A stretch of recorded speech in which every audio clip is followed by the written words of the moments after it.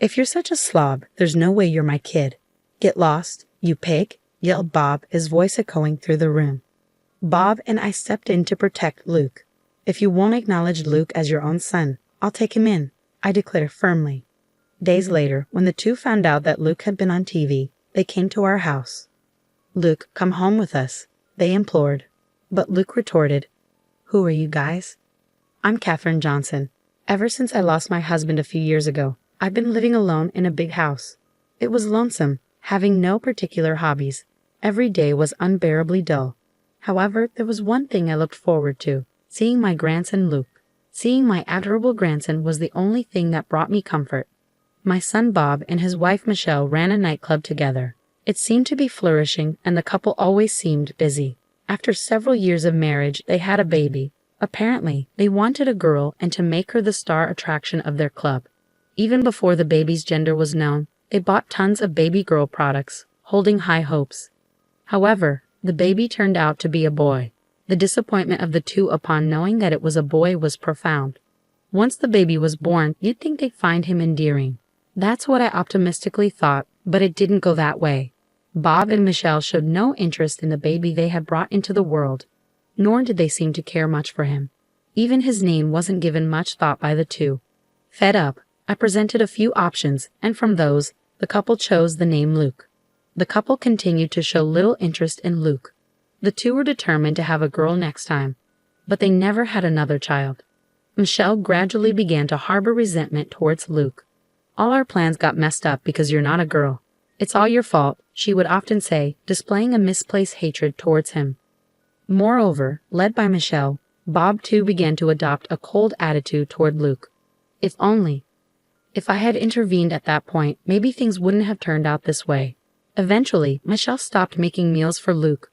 Instead, she'd leave a $5 bill on the table every day before heading to work, not returning until the early hours of the morning. Luke spent the long hours from evening to night alone. Just imagine how daunting it must have been for a young child to wait alone for his parents' return. With the money Michelle left, Luke had been buying his meals at the convenience store. Still a young boy, Luke didn't consider things like nutritional balance and would often buy sweets and potato chips to eat. Furthermore, there were times when he would eat convenience store meals that were about to be discarded. A child going to the convenience store alone daily is inevitably noticeable, and a sympathetic convenience store worker would secretly share some food with Luke. Thanks to this, even on days when Michelle didn't leave money, Luke was never without a meal. By the time Luke was in 3rd grade, his weight had exceeded 150 pounds. This was the result of his unhealthy diet of sweet bread, convenience store meals, and sweets every day. Bob and Michelle seemed displeased with this. Ever since Luke had put on weight, the two had been verbally abusive towards him. "Look at how fat you've gotten. Get a grip. You're not my child. You're just a fat burden. Get out. You're in the way." When I learned that they had said such things, it felt like my heart would burst. I often wondered how Luke felt hearing such harsh words from his father. Worried about him, I occasionally visited their house to check on him. From Bob and Michelle's tone, I had a hunch they were starting to resent Luke. I visited their home to confirm that they weren't doing anything terrible to him. One day, sadly, my fears came true. "There's no way a fat slob like you could be my child. Get lost, you pig." Bob's voice boomed as soon as I opened the door. Rushing towards the noise, I found Luke lying on the floor, his hand on his cheek, indicating Bob had hit him. "Bob, what are you doing?" I rushed over to Luke, pulling him towards me to shield him from Bob's rage. As I looked at Luke, he gazed back at me with a vacant expression, his eyes reflecting surrender. I regretted seeing such a young boy wear such a defeated look. Bob seemed unaware of my arrival, his eyes wide as if they were about to pop out. "Do you understand what you're saying? Luke is genuinely your child." I yelled at Bob.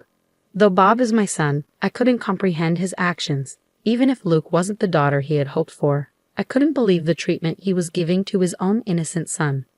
"If you don't acknowledge Luke as your child, I'll take him in," I declared firmly. Both Luke and Bob were taken aback by my sudden words. From there, the conversation moved rapidly, with Bob and Michelle seizing the opportunity to rid themselves of their problem. They eagerly accepted my proposal. "Thanks, Mom. Now I can concentrate on my business, right, Michelle?" Bob said, relieved. "Yes, thank you so much. Michelle added gratefully. On that day, a decision was made that changed the course of Luke's life. I took Luke in, the two of them said, their smiles the brightest I'd ever seen. Yet that smile made me sad. It made me realize how little they cared about Luke.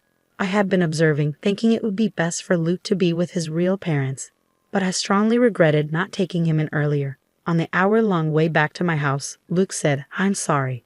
I'll grow up fast and move out." What on earth was he saying?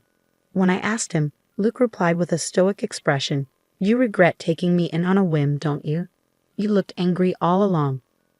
"I look angry?" Luke nodded sadly. "No, I regret not doing this sooner. I should have let go of my notion sooner that you must be happier to be with your real parents." "Are you annoyed with me?" Luke looked at me with anxious eyes. I tightly hugged him. "No way. I know for sure that I love you more than those two."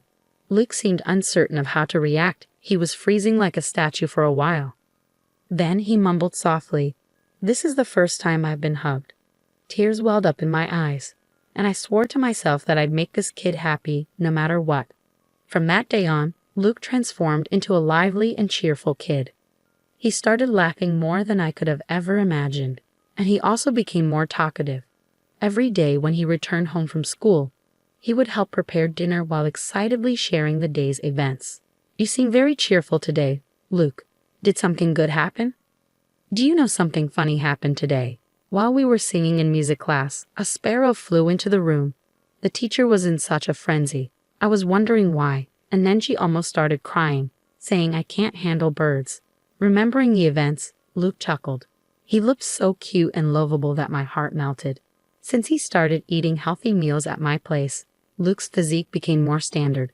Although he maintained his childlike charm, his contours sharpened, making him look quite handsome. He shyly told me that the girls at school started talking to him more. Luke seemed happy every day, and I was relieved to see him that way. The day of the first parent-teacher conference since I took Luke in came. Luke's homeroom teacher made a suggestion. "Why don't you have him take an IQ test at the hospital?" This suggestion made me anxious. I felt like they were saying there was something wrong with Luke's intelligence. Is Luke falling behind the others? As I asked this, the teacher hurriedly waved his hands. "No, it's the opposite. From my experience, I believe Luke may be gifted." I was a bit puzzled by the unfamiliar term gifted. According to the teacher, gifted refers to children who possess innately higher abilities compared to their peers. The teacher handed me a piece of paper. This is a graph showing the change in Luke's grades. At a certain point, Luke's grades shot up significantly. Sure enough, the graph showed a sudden upward trend. Looking at the dates written on the x-axis, I realized that the change happened right after I took Luke in. I was surprised at how sudden it was, so I asked Luke, "Have you started going to a cram school or something? This increase is unusual." But that wasn't it. Apparently, Luke had been adjusting his results to avoid doing too well. I didn't quite understand what the teacher meant, so I turned to look at Luke, who was sitting next to me. Noticing my gaze, Luke began to speak. "At my old home, if they found out I was doing well in school, they didn't like it. They'd say I was being cheeky, and I'd get hit more than usual." Luke shrugged his shoulders. "So during tests, I would intentionally leave answers blank or get them wrong." I actually knew all the answers, though. Luke smiled smugly. "Now there's no need for that, so I just take the test normally. It's so easy it's boring. Even just reading the textbooks lets me understand everything in class, which isn't fun. I want to study something more challenging." I looked at Luke deeply, momentarily worried that the teacher might feel offended by his words. However, my worries were eased when I heard the teacher laughing loudly. "What do you think? If Luke is gifted, we might be able to provide support that suits him. Why not get tested at the hospital?" the teacher suggested. If it's for Luke's benefit, with that in mind, I decided to take Luke to the hospital over the weekend. From what I could tell, based on his behavior at school and home, as well as the results of his IQ tests, it seemed that Luke may be gifted. The doctor spoke clearly. Luke's IQ was significantly higher than average, which surprised me. I had no idea Luke was this smart. No wonder he finds school so easy. To fulfill Luke's desire for more challenging studies, I decided to hire a private tutor for him. The tutor was a veteran who graduated from a prestigious American university, and he understood Luke's characteristics. Luke was pleased, saying it was more fun than school. He passed both the English and Chinese proficiency tests with the highest grades at the tutor's suggestion. When the tutor posted about his proud student on social media, it spread rapidly. Luke became the talk of the town, and we started getting interviews from newspapers and television stations. One day, while spending the usual time with Luke, the doorbell rang. "Oh, are there reporters here already?" There was still about 30 minutes left until the interview time.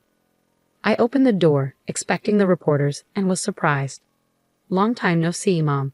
I've come to get Luke." There they were, Bob and Michelle. "What brings you here?" When I asked, Michelle flashed a bright smile and replied, "Dear mother-in-law, thank you for caring for Luke until now. From now on, he will live with us." I couldn't believe what I was hearing. What on earth is this woman talking about? You must be joking. "Luke has an interview soon. I'm very busy. Please leave." Upon hearing the word interview, Bob and Michelle's eyes lit up. So it really was Luke we saw on TV. Our son is truly remarkable. Their faces turned towards each other, excitement bubbling between them. And then they blurted out an outrageous idea. "If Luke comes back, our shop will be secure." Beside Bob, Michelle was nodding fervently. "If we get customers who come to see Luke, our sales will go up. In the long run, we could even leave the management to him. That would make life easier for us." I was astounded at the self-serving thoughts of the two. After claiming that Luke isn't their child, they show up to take him back when they realize how talented he is. A child is Luke, not a possession of his parents. Don't you understand? I had reached the limit of my patience. Just as I was gearing up to give them a piece of my mind, Luke appeared behind me. Seeing Luke, Bob and Michelle broke into smiles. Their smiles only stoked my irritation. However, their smiles were shattered by a single phrase from Luke. "Who are you guys?" Luke asked, staring at the two straight on. They looked bewildered. "Who are we?" "We're your dad and mom. You're a beloved child who I suffered to give birth to," Michelle said, her words making me feel sick. How dare she call him her beloved child? Just as I was about to retort, Luke smirked and said, "My only family here is my grandmother." "I don't know you people who abandoned me," he stated firmly. "Luke, that woman is your grandmother, not your mother. Come back home with us." Bob tried to persuade him gently, but Luke glared at him. "My home is here with my grandma. Unlike you, she's always showed me love. You abandoned me, and now you want to reclaim me because you think I'm useful. You're not my parents." It was the first time Luke had ever raised his voice like that. Bob and Michelle cringed at his outburst. Bob, visibly irritated, tried to grab Luke's arm.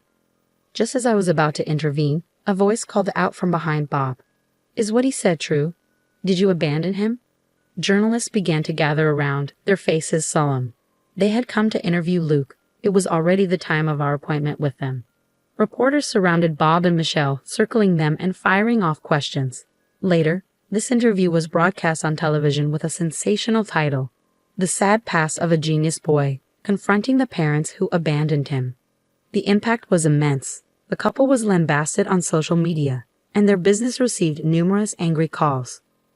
How could you abandon him just because he wasn't a girl? People demanded, "Don't try to manipulate your child for your own convenience."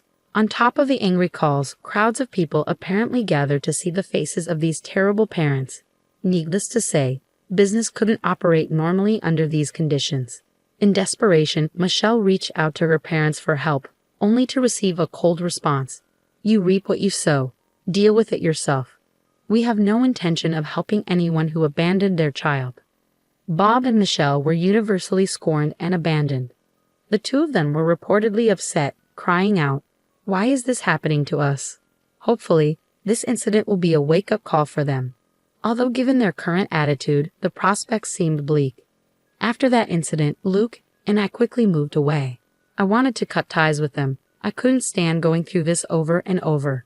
I respected his decision, and we moved far away to prevent the two of them from ever approaching Luke again.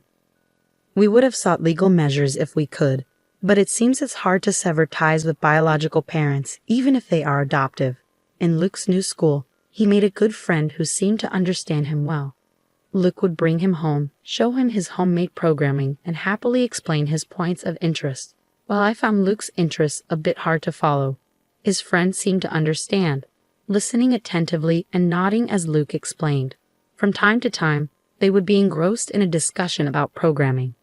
Seeing Luke so happy always made me feel glad we moved here. Thanks to his new friend, Luke has been able to live freely and happily every day. I hope they continue to get along well and support each other.